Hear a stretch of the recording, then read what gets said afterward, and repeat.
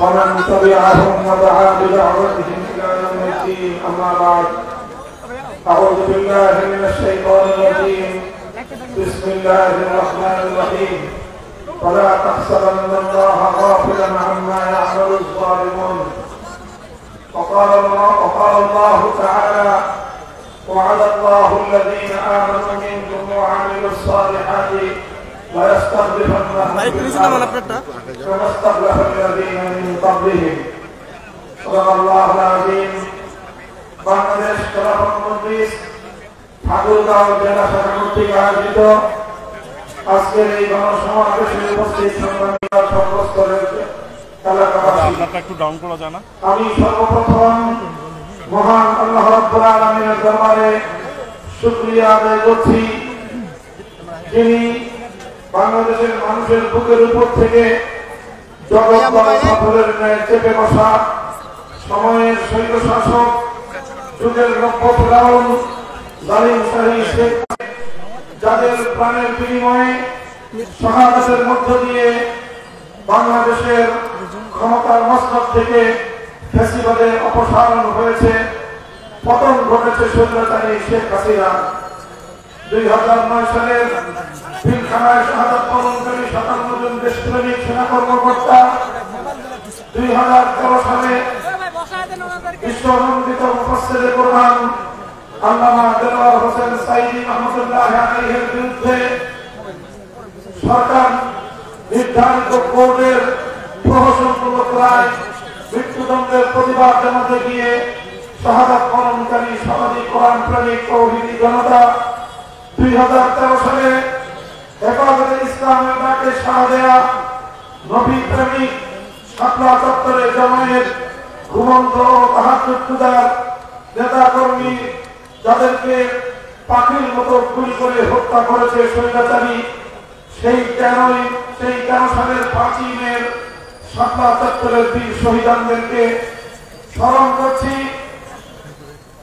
2014-15 সালে একতরফা নির্বাচন করতে গিয়ে শেখ হাসিনা সরকার বিরোধী মত ও পথের শত শত নেতা কর্মীদেরকে গুম করে ফেলেছে, যাদের হিসাব এবং যাদের কোনো ঠিকানা বাংলাদেশের মানুষ, এমনকি তাদের পরিবার পরিজন আজও পর্যন্ত বলতে পারে না।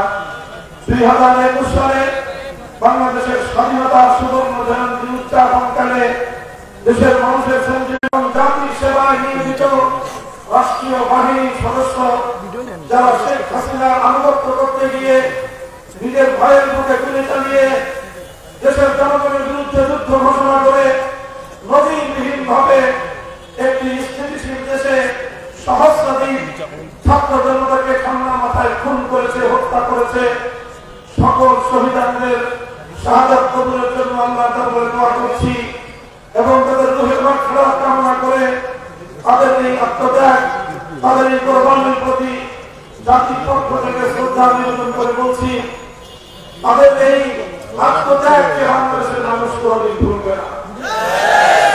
যদি আমরা ভুলে যাই এবং তাদের যে চাওয়া ছিল বৈষম্যহীন একটি দেশ, বৈষম্যহীন একটি সমাজ গড়ার যে স্বপ্ন নিয়ে তারা অকাতরে জীবন বিলিয়ে দিয়েছে, সিদ্ধান্ত নিয়ে জেনে বুঝে অনেকে প্রাণ বিসর্জন দিয়েছে, তাদের সঙ্গে গাদ্দারি হবে, বিশ্বাসঘাতকতা হবে যদি আমরা বৈষম্যহীন ইনসাফপূর্ণ একটি সমাজ গড়ার ক্ষেত্রে ভূমিকা পালন করতে ব্যর্থ হই। সংগ্রামী সাথী ও বন্ধুগণ, আজ বাংলাদেশ মুক্ত হয়েছে, স্বাধীন হয়েছে। ফ্যাসিবাদ এবং জালিমের হাত থেকে বাংলাদেশের মানুষ মুক্তি এবং বিস্তার লাভ করেছে। এক্ষেত্রে এই পর্যায়ে যে কথাটি আমি বারবার বলছি সেটি হল, স্বাধীনতা অর্জন করা যত কঠিন, স্বাধীনতা রক্ষা করা তার চেয়ে বেশি কঠিন। স্বাধীনতা রক্ষা করতে যদি আমরা ব্যর্থ হই, হাজারো ভাইয়ের রক্ত বৃথা যাবে। স্বাধীনতা রক্ষা করতে যদি আমরা ব্যর্থ হই, হাজারো মায়ের অস্ত্র বৃথা যাবে। যে মায়েরা তাদের সন্তানদেরকে হাসি মুখে দেশ এবং জাতির জন্য উৎসর্গ করেছেন, যে মায়েরা নিজের সন্তানকে জীবন্ত যাওয়ার সময়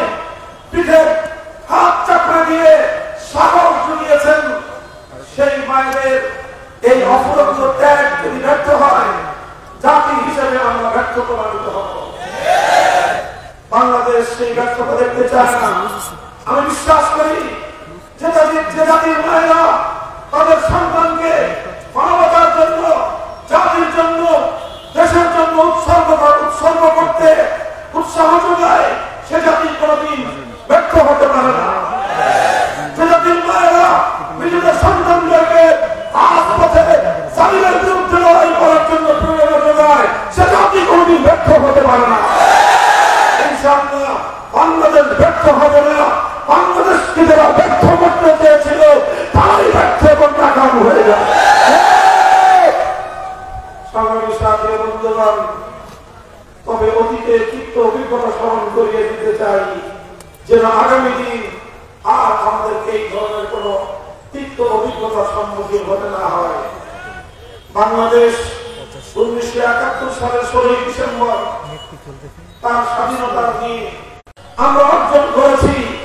যে জাতিসত্তার উন্মেষ ঘটেছিল তার পিছনে ছিল আমাদের দীর্ঘ সংগ্রামের ইতিহাস, আধিপত্যবাদের বিরুদ্ধে লড়াইয়ের ইতিহাস, সাম্রাজ্যবাদী শক্তির বিরুদ্ধে লড়াইয়ের ইতিহাস।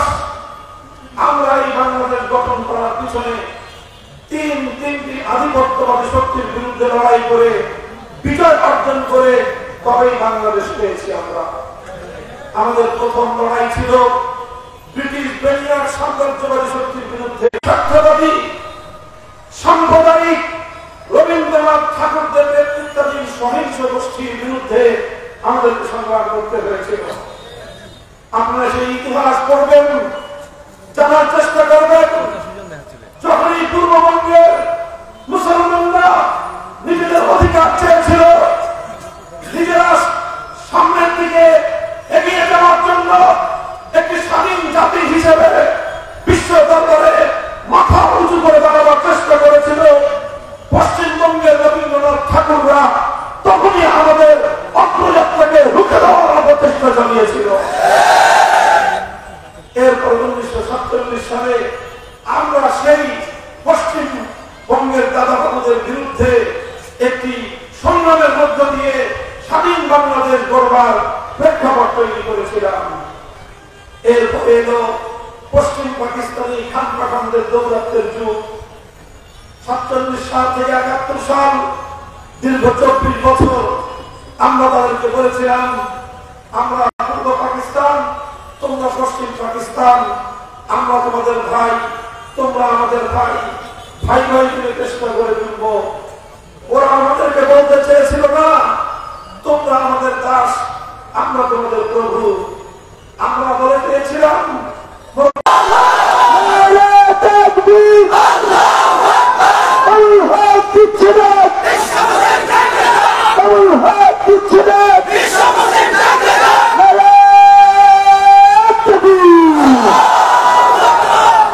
আমাদের পরিষ্কার কথা, বন্ধুসুলভ আচরণ করবেন, বন্ধুত্বের প্রতিদান পাবেন, প্রভুত্ব করবার চেষ্টা করবেন, তাদের বিরুদ্ধে চাকরিবাদের বিরুদ্ধে লড়াই করার জন্য প্রেরণা যোগাতে পারে সে জাতিকে কেউ দমায় রাখতে পারে না। সংগ্রামী সাথী বন্ধুগণ, শেখ হাসিনা 15টা বছর ধরে বাংলাদেশের মানুষের অধিকারকে পায়ের নিচে পিষ্ট করেছে। শেখ হাসিনার রাজনীতি ছিল প্রতিশোধের রাজনীতি, তার রাজনীতি ছিল বিভাজনের রাজনীতি। 1975 সালের 15ই আগস্ট অভ্যুত্থানের পর যখন তার বাবা মরহুম শেখ মুজিবুর রহমান সাহেব বাকশাল কায়েম করার খেসারত দিয়েছিলেন 15ই আগস্টে, 30,000 সন্তানকে হত্যা করার খেসারত দিয়েছিলেন 15ই আগস্টে, হাসানুল হক, মতিয়া চৌধুরী, তোমরা শেখ মুজিবুর রহমান সাহেবের সামনে দিয়ে টুকটুকি বাজাবার ঘোষণা দিয়েছিলা। এরপরে তোমরা তোমাদের 30,000 কর্মীর সঙ্গে গাদ্দারি করে টুকটুকি না বাজারে শেখ হাসিনার আচরণকে আশ্রয় নিয়েছিল। হাসানুল হক, তোমাকে কেন জনগণ লাঠি করে কারাগারে নির্জন কক্ষে বসে বিষয়টা নিয়ে একটু ভাববা। তোমরা তোমাদের কর্মীদের সঙ্গে গাদ্দারি করেছ, বিশ্বাসঘাতকতা করেছ, কর্মীদেরকে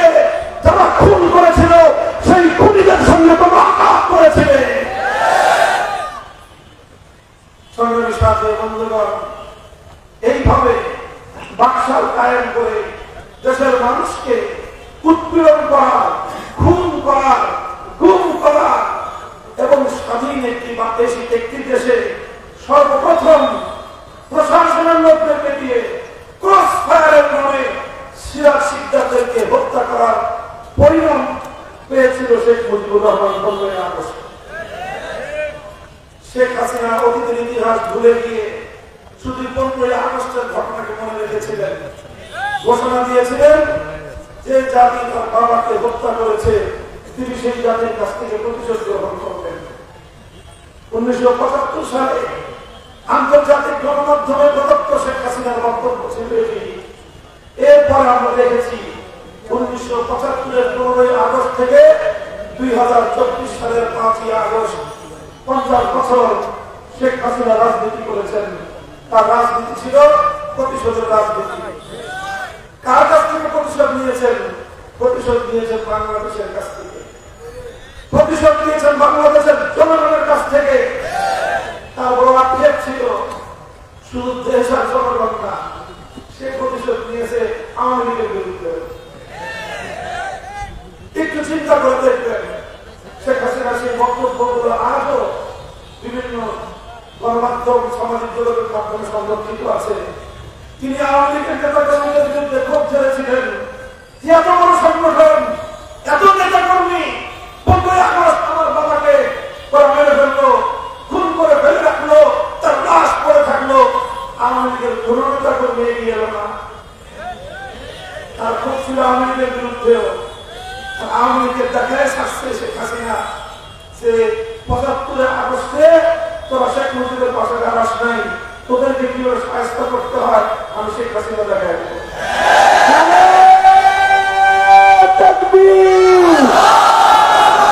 মুক্তির রাজপথ, মুক্তির রাজপথ। এই জন্য 50 বছর প্রতিশোধের রাজনীতি করে দেশটাকে ধ্বংস করেছে। এই দেশের প্রধানমন্ত্রী হওয়া শেখ হাসিনার উদ্দেশ্য ছিল না, তার উদ্দেশ্য ছিল তিলকওয়ালী মুখ্যমন্ত্রী হওয়া। শেখ হাসিনার রাজনীতি ছিল তিলকওয়ালী মুখ্যমন্ত্রী হওয়া। তিনি বাংলাদেশের বুকের উপর দিয়ে, বাংলাদেশের স্বার্থকে জলাঞ্জলি দিয়ে আরেকটি দেশকে ক্রান্তি দিয়ে দেন। কারণ তিনি এই দেশের উন্নতি চান নাই, এই দেশটাকে অঙ্গরাজ্য পরিণত করার রাজনীতি ছিল শেখ হাসিনার রাজনীতি। আর আওয়ামী লীগের কাছ থেকে তিনি চূড়ান্ত প্রতিশোধটা দিয়ে গেছেন। আগামী দিনে বাংলাদেশে কেউ যেন আওয়ামী লীগের নাম প্রতিনিধি না, কারণ 75-এর 15 আগস্ট আওয়ামী লীগের নেতারাই শেখ মুজিবুর রহমানকে হত্যা করেছিল। এই শেখ হাসিনা এই 50 বছর ধরে আওয়ামী লীগকে কিভাবে পাশ দেওয়া যায় করেছিল। 12 পদের যারা গিয়েছে আমি জানি, শুনেছি যে দেখা গেছে তাদের রান্নাবান্নার আয়োজন ছিল দুপুরে খাবারের 12 পদের রান্না। দেশের মানুষ, হাজার হাজার মানুষ আগস্টের, জুলাইয়ে আমার সন্তানরা বুলেটের আঘাতে তাদের মুখ ছাত্র হয়, আমাদের বীর মুগ্ধরা পানি পান করতে গিয়ে শাহাদাত বরণ করে, আর তুমি কখনো বলে 12 পদের আইটেম রান্না করে খাবার খাওয়া। বোঝা যায় এই দেশের মানুষ নিয়ে কোনো ভাবনা ছিল না। এদেশের মানুষ মরলেই সে খুশি হতো। এদেশের মানুষের 1200 মানুষ মরেছে, সে 12 পদের রান্না আইটেম করে এদেশের মানুষের মৃত্যু যজ্ঞকে সে উদযাপন করছিল। এরপর যখন তারা বলল যে আবার সময় শেষ, আপনার সময় শেষ, আপনার খাওয়া হবে না, খাবারটা বাংলাদেশে না, লাঞ্চটা গিয়ে আপনি নরেন্দ্র মোদীর ঘরে গেলেন। তিনি বললেন ঠিক আছে, অসুবিধা নেই, এখান থেকে আপনার ওখানে খারাপ হবে না। 16টা লাগেজ গুছাইলেন, 16টা লাগেজ। এরপরে নিজের একটা মাত্র বোন, ছেলে মেয়ে তো আগিয়ে রাখছেন বাইরে, কারণ এই দেশের মানুষের মতো কোনো আস্থা ছিল না। এই জন্য তার ছেলেকেও বাংলাদেশের রাজনীতিতে আনেন নাই, মেয়েকেও বাংলাদেশের রাজনীতিতে আনেন নাই, বোনটাকেও রাজনীতি করতে দেন নাই। কারণ তার চিন্তা ছিল বাংলাদেশের রাজনীতির 12টা বাজায় তিনি যা আছে তা কল্পিত বানিয়ে দেশ ছেড়ে চলে যাবে। তিনি বিদায় করেছেন। কই আওয়ামী লীগের লক্ষ লক্ষ নেতা কর্মী দুইবার তো ভাবেন নাই শেখ হাসিনা যে এইভাবে আপনি দেশের মানুষকে খুন করার পর এদেশের মানুষের হাতে আওয়ামী লীগের নেতা কর্মীরা কতটুকু নিরাপত্তা পাবে 2 মিনিট ভাবার সুযোগ ছিল না। তিনি তার চিন্তা করছেন নিজের নিরাপত্তা নিয়ে, চিন্তা করছেন তার ছেলে আর মেয়ের নিরাপত্তা নিয়ে, আর তার বোনের নিরাপত্তা নিয়ে, তার গোষ্ঠী এবং তার পরিবারের নিরাপত্তা নিয়ে তিনি বাংলাদেশ ছেড়ে চলে গেছেন। আমার দুঃখ হয়, করুণা হয়, আফসোস লাগে আওয়ামী লীগের মধ্যে এত বড় একটা দলের এত রাজনৈতিক নেতা কর্মী তারা আগামী দিনে এখন তো আত্মগোপন করে আছে, কয়দিন আত্মগোপন করে থাকবে, এরপরে দেশের মানুষের সামনে তারা কিভাবে মুখ দেখাবে? তোমরা বলছিলাম নেত্রীর সঙ্গে শুরু মিলায় শেখ হাসিনা পালায় না, বলছিল এখন আমার জিজ্ঞাসা করতে মনে চায় শেখ হাসিনা পালায় না পালায় না? আওয়ামী লীগের লোকেরা তোমরা জবাবটা রেডি করে তারপরে বাংলাদেশের রাজনীতিতে এসো। তোমার নেত্রী বাংলাদেশের শেখ হাসিনার সমকালীন আরো অনেক রাজনীতিবিদ আছে, আছে না? এই আপনাদের উত্তরবঙ্গের মরহুম হোসেন মোহাম্মদের সাহেব রাজনীতিতে ভুল ছিল, ভুল ভ্রান্তি মানুষের থাকে, তিনি তো তার দলের নেতা কর্মীদেরকে ফেলে দিচ্ছেন বারান্দায়, তিনি তো কারাগারকে বরণ করেছিলেন, 5 বছর কারারুদ্ধ থেকেছেন, এরপর দেশ ছেড়ে পালান নাই। বেগম খালেদা জিয়া মৃত্যুর সঙ্গে পাঞ্জা লড়েছেন, দেশ ছেড়ে তো পালান নাই। শেখ হাসিনা তুমি তো এরশাদ সাহেবের থেকে বেগম জিয়ার চেয়েও অনেক আগ্রা ছিল, স্বাস্থ্য দুষ্ট ছিল, তাও তো কম নাই, একেবারে সব নির্ভেজাল খাবার গণভবনে চাষ করে খাইছ, তুমি কেন পালালা? এরশাদ যেই নজির কায়েম করেছিলেন, বেগম জিয়া যেই নজির কায়েম করেছিলেন, তোমার দল সেই নজির কায়েম করা সম্ভব হলো না কেন? কারণ আসলে শেখ হাসিনার রাজনীতি ছিল বাংলাদেশকে রক্ষা করা নয়, বাংলাদেশকে ধ্বংস করা। আওয়ামী লীগের মধ্যে সব লোক খারাপ এটা আমি বলছি না, ভালো কিছু লোক থাকলেও থাকতে পারেন। যদি আগামী দিনে রাজনীতি করতে চান 2টা পরামর্শ। প্রথম পরামর্শ হলো একটা গণতওবা করবে, আওয়ামী লীগের এবং শেখ হাসিনার রাজনীতি করা থেকে আপনার তওবা করবে। দ্বিতীয় হলো এই আওয়ামী লীগের নিয়ে 1971 সালের পূর্ববর্তী সময়ে আওয়ামী লীগের দাতা মুসলিম লীগ, কি বললাম? আওয়ামী লীগের দাদা, আওয়ামী লীগের দাতা মুসলিম লীগ হলো কিভাবে? ইতিহাস পড়ে শেখ মুজিবুর রহমান সাহেব মুসলিম লীগের রাজনীতি শুরু করেছিলেন, এরপরে মুসলিম লীগ থেকে জন্ম নিল আওয়ামী মুসলিম লীগ, মুসলিম লীগের ছেলে হলো আওয়ামী মুসলিম লীগ, তারপরে আওয়ামী মুসলিম লীগ থেকে জন্ম নিল আওয়ামী লীগ, অর্থাৎ আওয়ামী মুসলিম লীগের ছেলে হলো আওয়ামী লীগ। তাহলে আওয়ামী লীগ হলো মুসলিম লীগের নাতি আর মুসলিম লীগ হলো আওয়ামী লীগের দাদা। আপনার দাদা 24 বছর এদেশের মানুষকে শোষণ করেছে, জুলুম করছে, নির্যাতন করেছে, করেছে। এরপরে 71 সালের পর মুসলিম লীগের কারিগর দিল, মুসলিম লীগের বাংলাদেশে বুঝে পাওয়া যায়। আপনারা 24 বছর না 54 বছর চালাইছেন। আগামী দিনে বাংলাদেশে নৌকা দিয়ে খালে দিলে নদীতে খুঁজলেও আওয়ামী লীগের খুঁজে পাওয়া যায়। রাজনীতি করবেন ওয়েলকাম, তবে 2টা তওবা করবেন আর আওয়ামী লীগের নাম পাল্টায় নতুন নামে ভিন্ন আঙ্গিকে আপনার রাজনীতিতে আসেন, স্বাগত জানাব।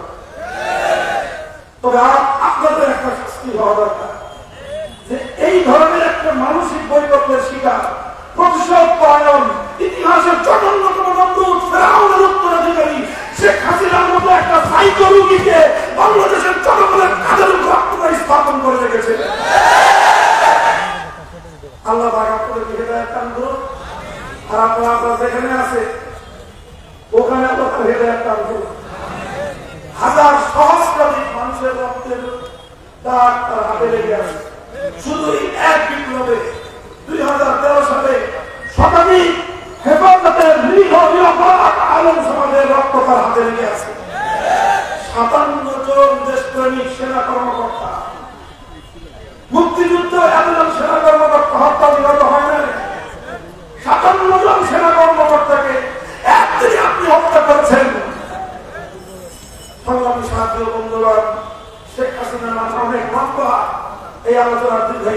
চাই না।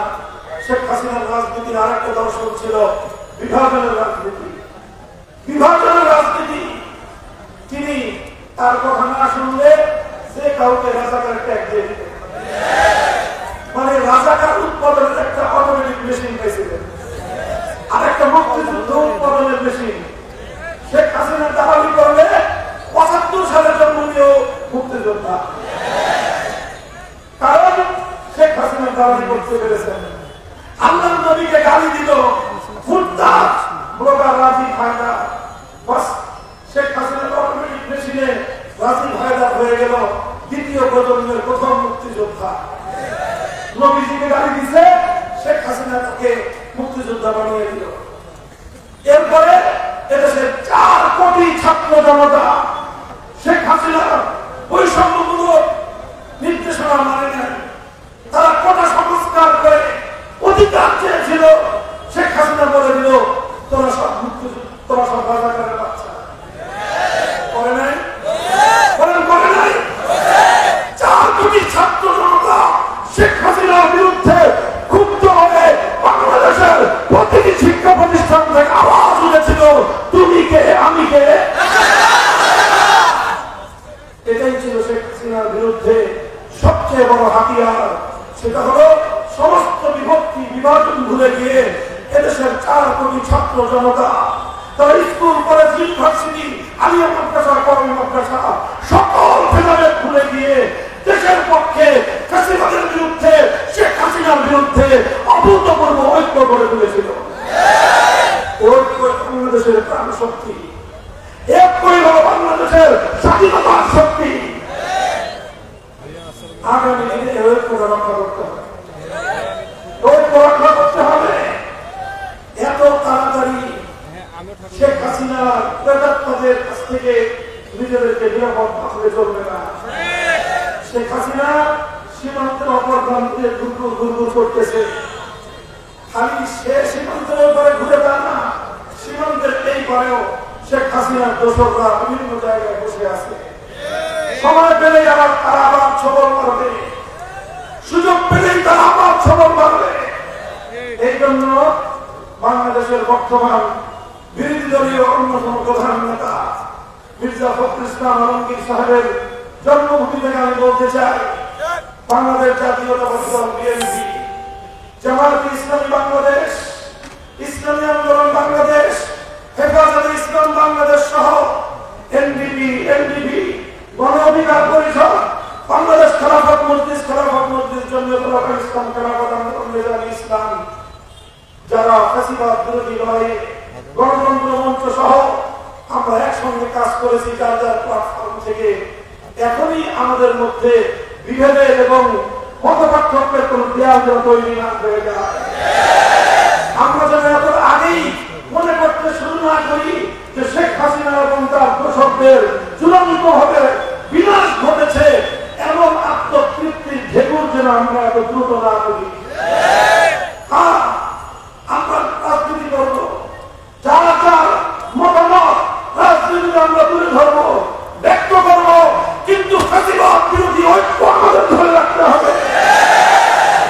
ছাত্র জনতাকে বলবো, দেখো ৭১ সালে মুক্তিযুদ্ধের বিজয়ের কয়েক মাস পরেই আমাদের ঐতিহাসিক বিজয় ছিনতাই হয়ে গিয়েছিল।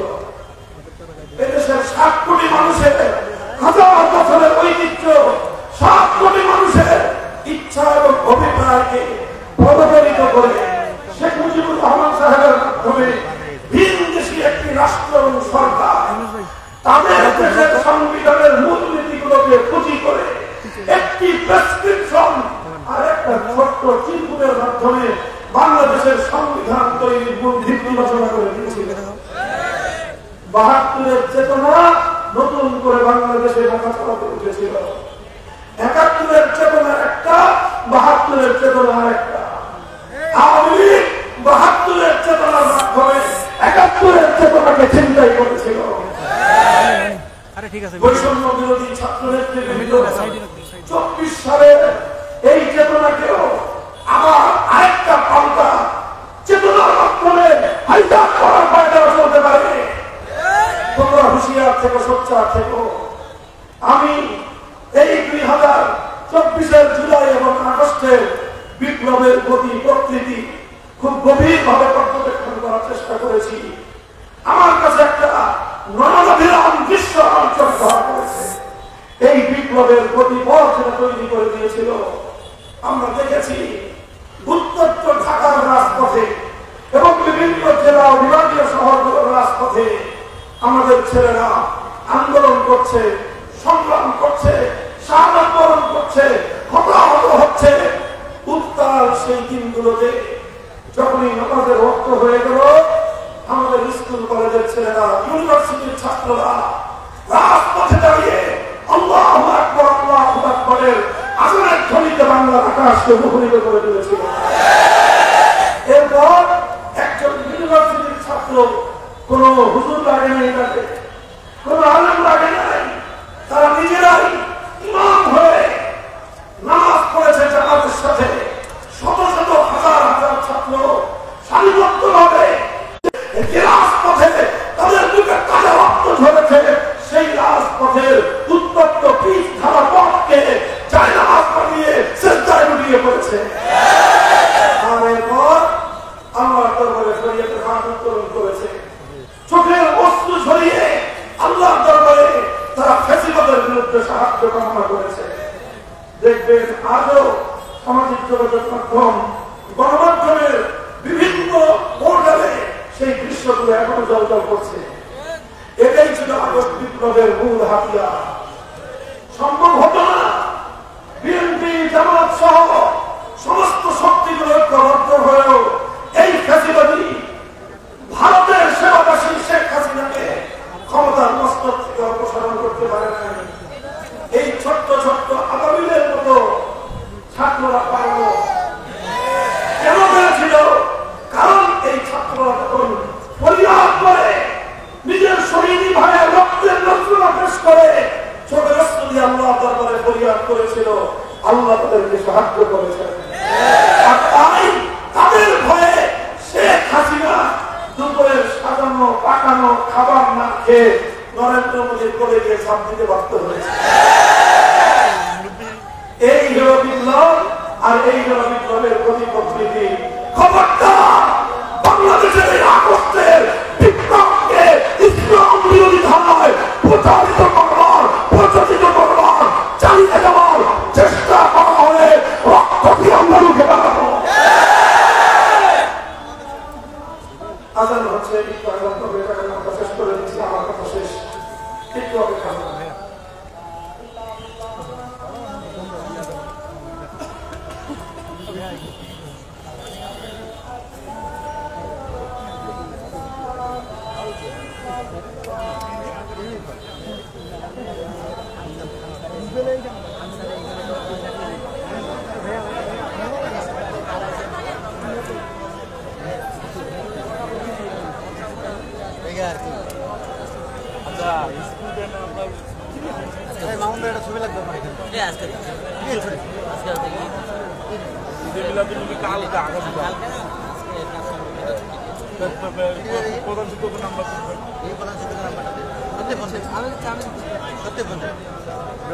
বলেন আমি আসছি 10টা থেকে না 10টা 12টা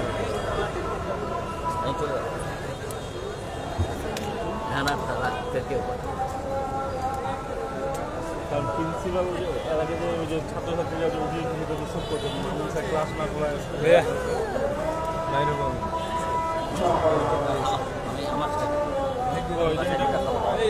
সবাই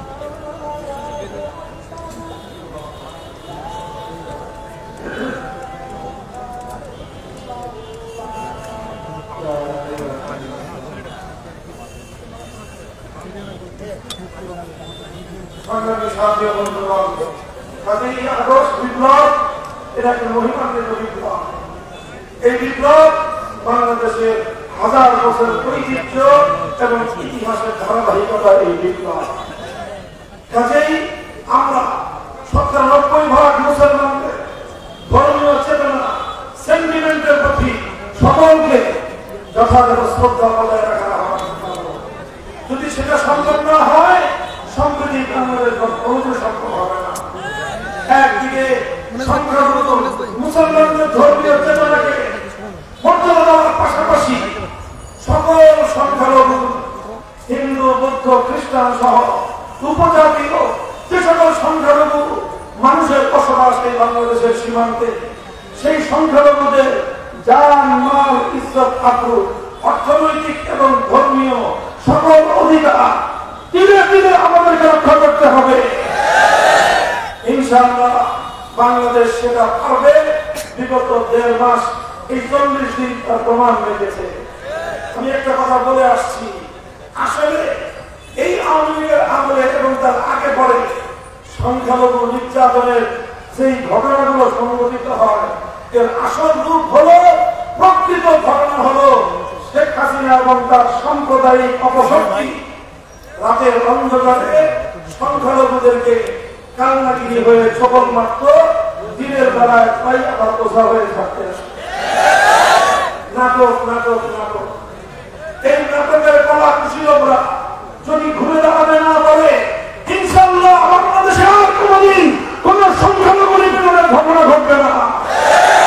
সেটা ইসলাম সহ এদেশের ইসলাম পন্থীরা সংখ্যালঘুদের প্রতিটি স্থাপনা, প্রত্যেকটি অধিকারকে নিরাপত্তা দেওয়ার জন্য আইন শৃঙ্খলা রক্ষাকারী বাহিনী প্রশাসনের সাথে কাঁধে কাঁধ মিলিয়ে অতীতের মতোই ভূমিকা পালন করে যাবে।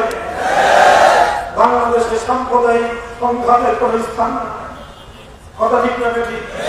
ইনশাআল্লাহ এভাবেই আমরা আমাদের এই সংগ্রামকে অব্যাহত চালিয়ে যাব যতদিন পর্যন্ত আমরা চূড়ান্ত গন্তব্যে পৌঁছতে না পারবো, ততদিন আমাদের সংগ্রাম চলছে, চলবে ইনশাআল্লাহ। বলবেন আমাদের চূড়ান্ত গন্তব্য কি? আমাদের চূড়ান্ত গন্তব্য হলো ইনসাফপূর্ণ একটি সমাজ কায়েম করা, যেই সমাজে থাকবে না কোনো বৈষম্য, যেই সমাজে থাকবে না কোনো ভেদাভেদ, যেই সমাজে থাকবে না অনাহারের আত্মহত্যা, যেই সমাজে থাকবে না নিপীড়িত মানুষের বঞ্চনার কোন হাহাকার, যেই সমাজে থাকবে না মানুষের উপর মানুষের প্রভুত্ব কোন শৃঙ্খল, সেই সমাজ করা সম্ভব কোন তন্ত্রমন্ত্র দিয়ে নয়, মানব গঠিত কোন তন্ত্রমন্ত্র দিয়ে নয়। সেই পূর্ণাঙ্গ ইনসাফ ভিত্তিক সমাজ করতে হলে একটাই ব্যবস্থা, সেটা হলো আল্লাহর জমিনে আল্লাহ প্রদত্ত রাজনৈতিক বন্দোবস্ত কায়েম করতে হবে। আল্লাহ পাক যে রাজনৈতিক বন্দোবস্ত দিয়েছেন সেটা হলো আল্লাহর প্রতিনিধিত্বের রাজনীতি, অর্থাৎ খেলাফতের রাজনীতি।